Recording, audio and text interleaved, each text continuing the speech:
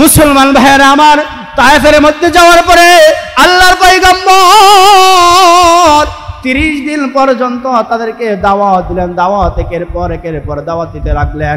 মুসলমান ভাইয়েরা আমার, তায়েফের মধ্যে যত বুড়া বুড়া বয়স্ক বৃদ্ধ মানুষেরা ছিল, তারা এই তায়েফের যেই নৌজওয়ান যুবক যারা ছিল তাদেরকে উস্কানি দিল, বলল মুহাম্মদকে মারধর করো, মুহাম্মদকে হত্যা করার চেষ্টা করো।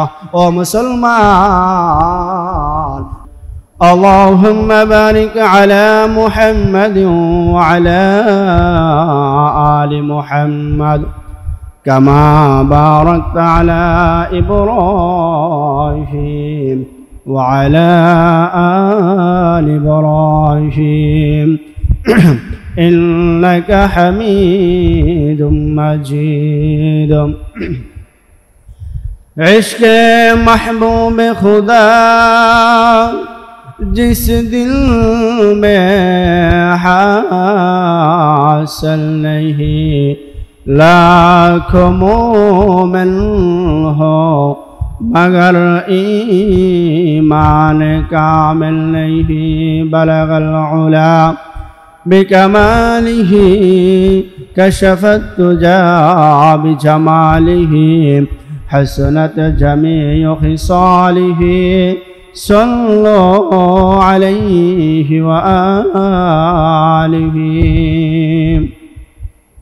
मुअज़्ज़ज़ मोहतरम हाज़िरीन दिगर मुरब्बियान इस्लाम, उपस्थित प्राणप्रिय मोहब्बतेर मुसल्ली भाईरा, আল্লাহ পাক রব্বুল আলামিনের লাখো শুকরিয়া, যেই মহান রব্বুল আলামিন আমাদেরকে ভালোবেসে মহব্বত করে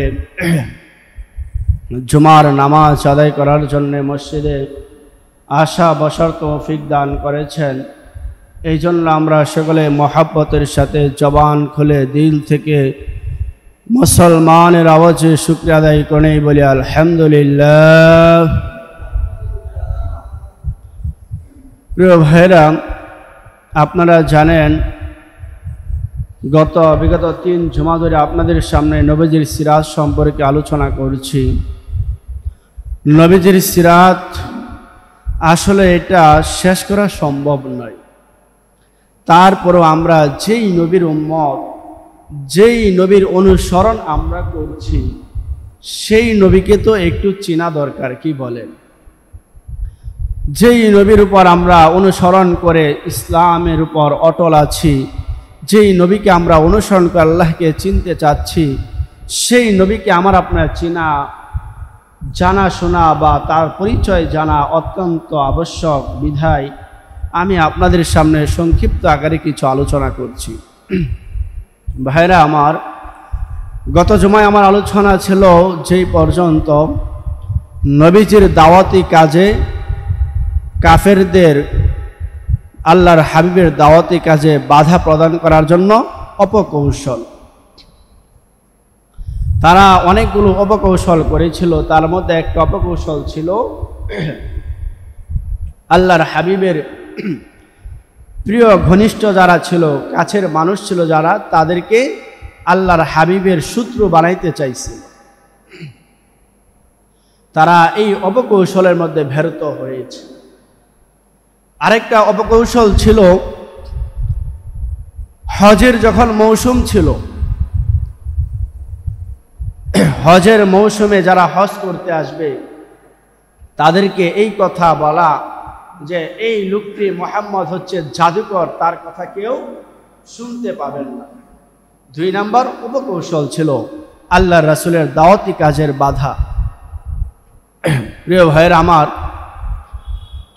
আল্লাহর হাবিবের উপর আরেকটা অপকৌশল ছিল, রাসূল সাল্লাল্লাহু আলাইহি ওয়াসাল্লামকে যখন কোনোভাবেই থামানো যাচ্ছে না, আবু জাহেল বাধ্য হয়ে গেছে রাসূলের শরীরের উপর পাথর নিক্ষেপ করবে, ঘাড়ের উপর পাথর ঢেলে দিবে। সেখানেও ব্যর্থ হয়েছে।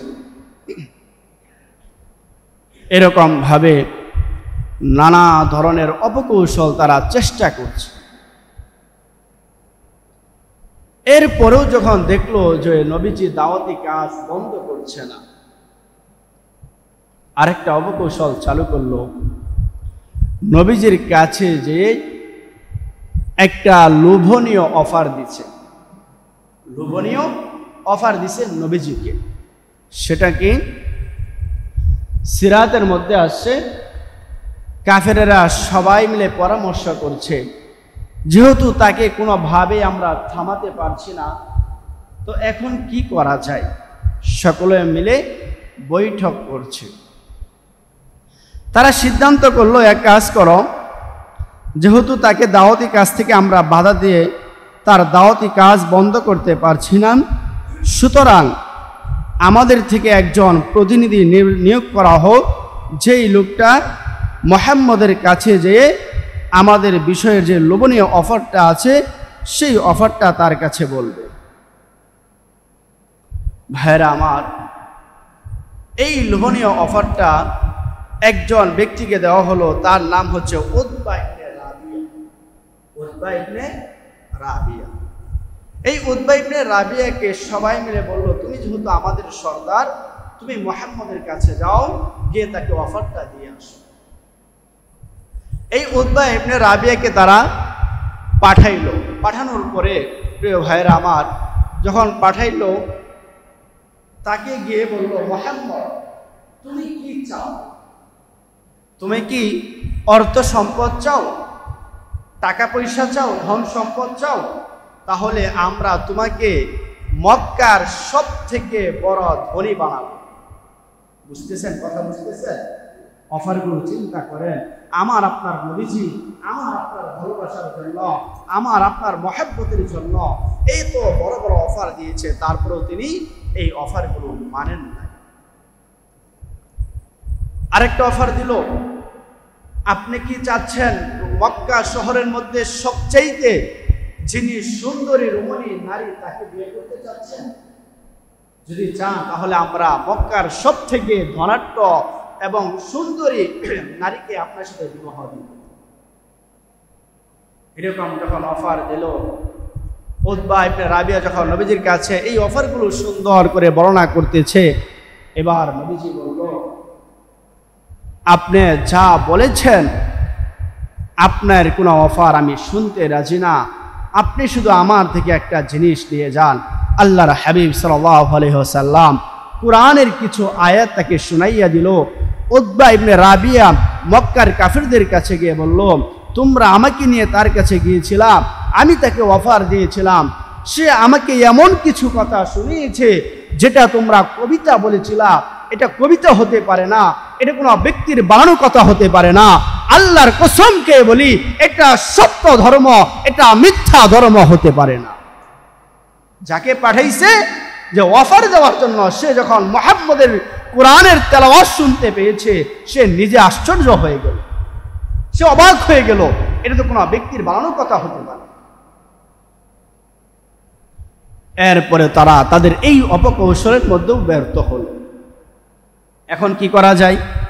আরেকটা অফার যখন কোনোভাবেই মানতেছে না, বলল, মুহাম্মদ তুমি যদি অসুস্থ হয়ে থাকো, তুমি যদি এই ধরনের কাজ অসুস্থতার কারণে করে থাকো, আমাকে বলো, আমরা তোমাকে সবচাইতে বড় ডাক্তারের কাছে নিয়ে চিকিৎসা করব। চিন্তা করছেন? সব থেকে বড় ডাক্তারের কাছে নিয়ে চিকিৎসা করব। নবীজি বললেন, আমার চিকিৎসার প্রয়োজন নাই, আমি যতটুকু আছি আলহামদুলিল্লাহ, আমি পরিপূর্ণ সুস্থ আছি, আমার চিকিৎসার প্রয়োজন নাই। ভাইয়েরা আমার, এরকম অফার দিল, তারপরেও নবীজি মানে না। আরেকটা অফার আসলো, বলল, মুহাম্মদ এক কাজ কর, অর্ধেক আমাদের ধর্ম পালন করো, আমরা সবাই মিলে আমাদের ধর্ম পালন করব, আর বাকি অর্ধেক সময় সকলেই মিলে তোমার ধর্ম পালন করো।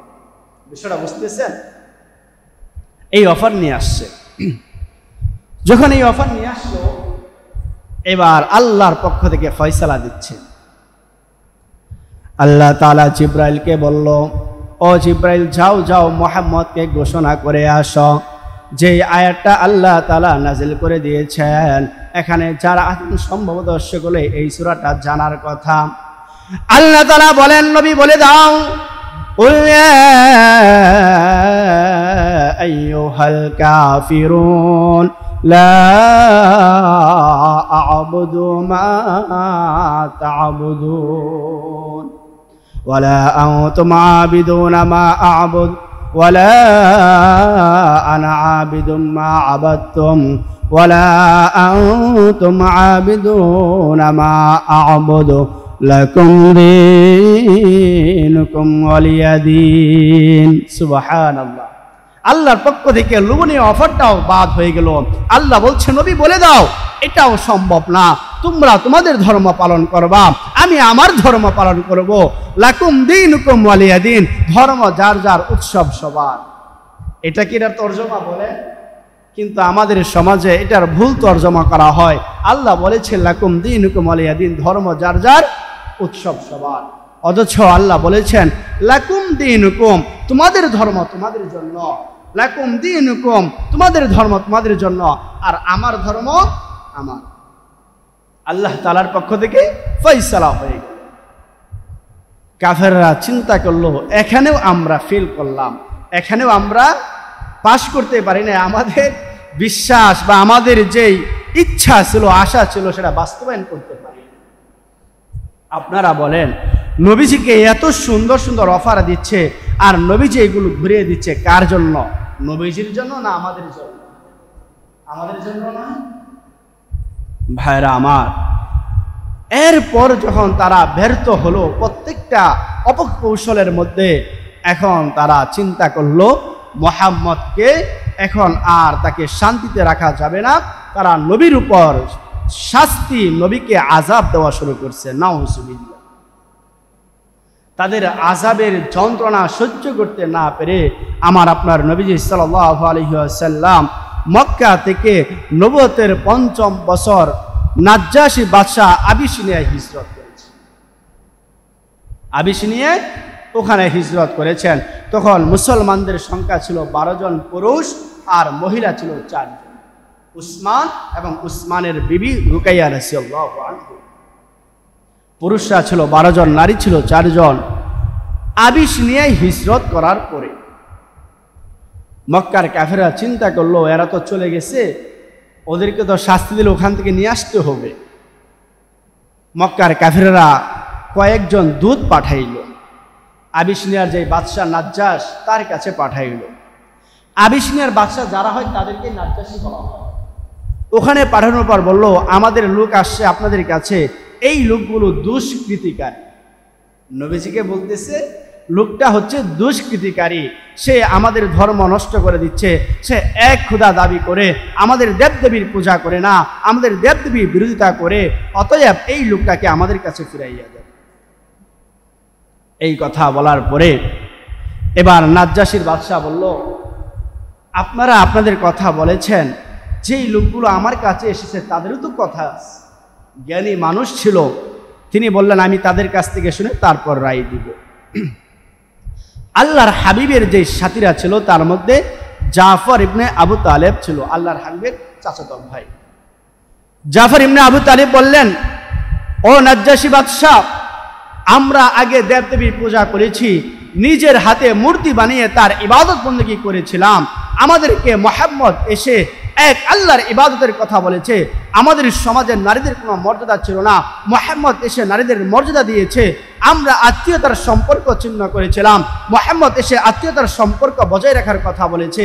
আমরা সমাজের মধ্যে মিথ্যা কথা বলতাম, মুহাম্মদ এসে আমাদের সত্য কথা শিক্ষা দিয়েছে। আমরা সমাজের মধ্যে হিংসা করতাম, যারা গরিব ছিল তাদেরকে আমরা মর্যাদা দিতাম না, তাদেরকে আমরা অসম্মানিত করতাম, লাঞ্ছনা করতাম। মুহাম্মদ এসে আমাদেরকে সেই শিক্ষা দিয়েছে। এরকম ভাবে মুহাম্মদ সাল্লাল্লাহু আলাইহি ওয়াসাল্লামের যাবতীয় কথা যখন গুনাগুন সে তুলে ধরলো, নাজ্জাশী বলল তোমাদের কথা সত্য, এমনকি দূতকে বলো তোমরা চলে যাও, আমি তাদেরকে তোমাদের কাছে অর্পণ করব। মুসলমান ভাইরা আমার, নাজ্জাশী বাদশাহ আবিসিনিয়ার মধ্যে আল্লাহর হাবিব 3 মাস অপেক্ষা করলেন। অপেক্ষা করার পরে আবার আল্লাহর হাবিব সাল্লাল্লাহু আলাইহি ওয়াসাল্লাম তার সাথীদেরকে নিয়ে বললেন চলো আমরা রওনা হই মক্কার দিকে, আমরা আবার চলে যাব। মুসলমান ভাইরা আমার, আল্লাহর হাবিব 12 জন মুসলমানকে নিয়ে, 4 জন নারী মুসলমানকে নিয়ে মক্কার দিকে রওনা হলো। ও মুসলমান, এরপর থেকে আল্লাহর হাবিবের উপর জুলুম অত্যাচার আরো বাড়িয়ে দিল। মুসলমান ভাইরা আমার, আল্লাহর হাবিব সাল্লাল্লাহু আলাইহি ওয়াসাল্লামের যে বংশের সর্দার ছিল, আব্দুল মুত্তালিবের যে সর্দার ছিল, আবু তালেবের কাছে কাফেররা পয়গাম পাঠাইলো, বলল তোমরা যদি মুহাম্মদকে তোমরা ত্যাগ না করো তাহলে আমরা তোমাদের সাথে আর কোনোদিন কোনো সম্পর্ক রাখবো না। শাস্তি শুরু হয়ে গেল। বলল হয় মুহাম্মদকে ত্যাগ করো, আর যদি মুহাম্মদকে ত্যাগ করতে না পারো তাহলে আমরা তোমাদের সাথে কোনো ধরনের লেনদেন করব না, টাকা পয়সার লেনদেন করব না, তোমাদের কাছে কোনো পণ্য বিক্রি করব না, তোমাদেরকে খাবারের কোনো ব্যবস্থাও আমরা করব। ভাইরা আমার, এই প্রস্তাব দেওয়ার পরে আবু তালেব তাদের প্রস্তাব প্রত্যাখ্যান করলেন, এটা মেনে নিতে পারলেন না। ভাই আপনারা তো জানেন আবু তালেব নবীকে অনেক মহব্বত করে না, অনেক ভালোবাসে না। যখন এই প্রস্তাবগুলো দেওয়া হলো, আবু তালেব বলল তোমাদের প্রস্তাব আমি মানতে পারবো না। এই কথা বলার পরে ভাইরা আমার, মক্কার যে কাফেররা ছিল, লিডাররা ছিল, তারা সকলেই মিলে সিদ্ধান্ত করলো আজকের থেকে আমরা এই বনি হাশেম এবং বনি আব্দুল মুত্তালিবের সাথে আমাদের কোনো সম্পর্ক আজকে থেকে হবে না, সব বন্ধ। চিন্তা করেন, লেনদেন করা বন্ধ, কেনা বেচা কেনা সব বন্ধ করে দিচ্ছে। এমন কি আল্লাহর হাবিব সাল্লাল্লাহু আলাইহি ওয়াসাল্লামকে মক্কার পর্বত অঞ্চলের মধ্যে, পাহাড়ের মধ্যে তারা ঘেরাও করে রাখছে। জেলখানা যেমন, ওরকম ভাবে আল্লাহর হাবিবকে তারা ঘেরাও করে রাখছে। রাখার পরে আল্লাহর হাবিবের সাথে মুসলমান অমুসলমান সবাই ছিল ওখানে। আবু তালেব ছিল, খাদিজা ছিল, ওরাও যত বংশের যত গোত্রের লোকেরা ছিল সকলকে তারা এই পাহাড়ের মধ্যে ঘেরাও করে রাখছে। তাদেরকে কোনো খাবার তারা দিচ্ছে না। ভাইরা আমার, এক পর্যায়ে তাদের কাছে যত খাবার ছিল সমস্ত খাবার শেষ হয়ে গেল, খাওয়ার মতো কিচ্ছু ছিল না।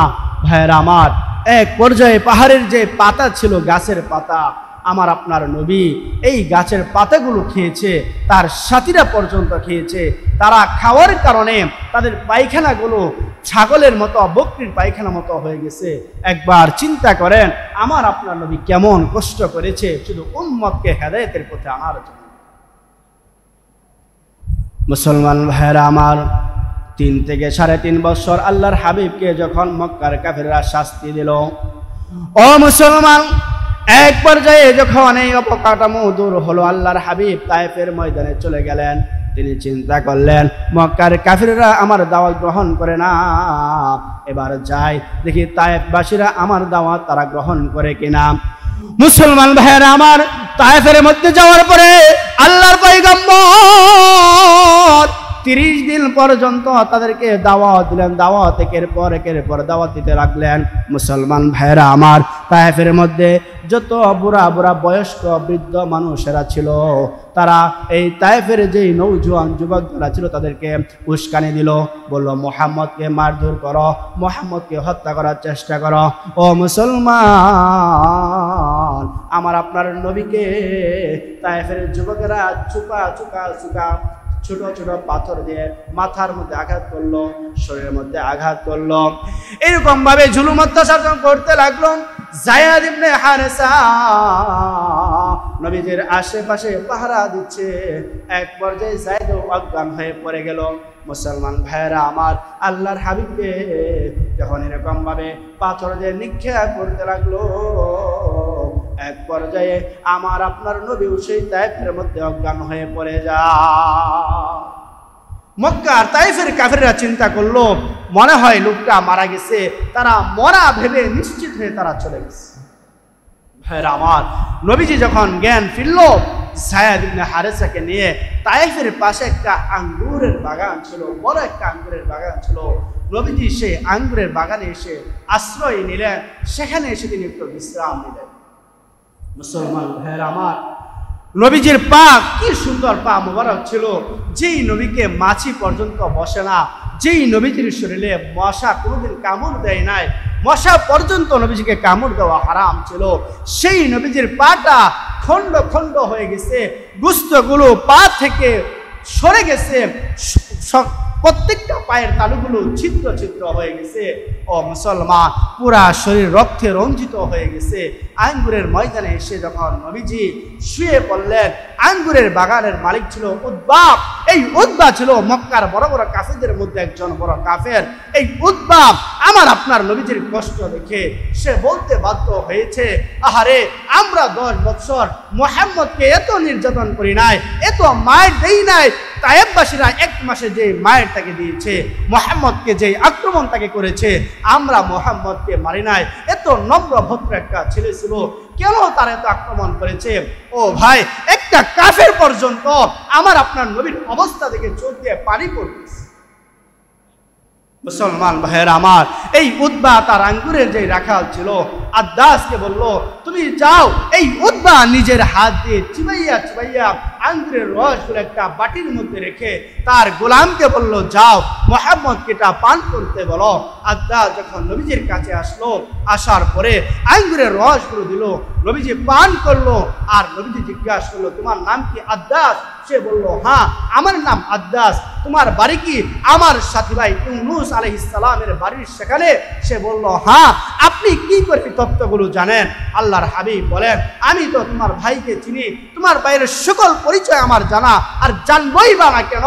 আমার সে তো নবুয়তের সাথী ভাই ছিল, আমি তো অবশ্যই তাকে চিনবো।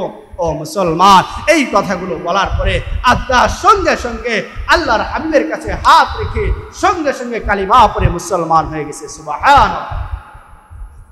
মুসলমান ভাইয়ের আমার, এই দিক দিয়ে উতবা বলল, আদ্দাস, তুমি এটা কি করলা? এই লোকটা তো দুষ্কৃতিকারী, সে তো মক্কার মধ্যে এক আল্লাহ দাবি করে মানুষের মধ্যে সম্পর্ক নষ্ট করে দিচ্ছে, বাবা মার সন্তানের সম্পর্ক নষ্ট করে দিচ্ছে। আদ্দাস বলল, আপনি তো একটু আগে বলেন লোকটা ভদ্র মানুষ, আপনি তো একটু আগে নিজেই বললেন মক্কার মধ্যে সব থেকে ভদ্র পরিবারের সন্তান ছিল, সেই লোকটা খারাপ হয় কেমনে? তার চেহারার যেই মাধুর্য, তার চেহারা যেই পরিমাণ সৌন্দর্য, তার চেহারার মধ্যে যেই পরিমাণ নূর আল্লাহ দিয়েছে, এই লোকটা কখনো দুষ্কৃতিকারী হতে পারে না, এই লোকটা কখনো আত্মীয়তার সম্পর্ক ছিন্ন করতে পারে না।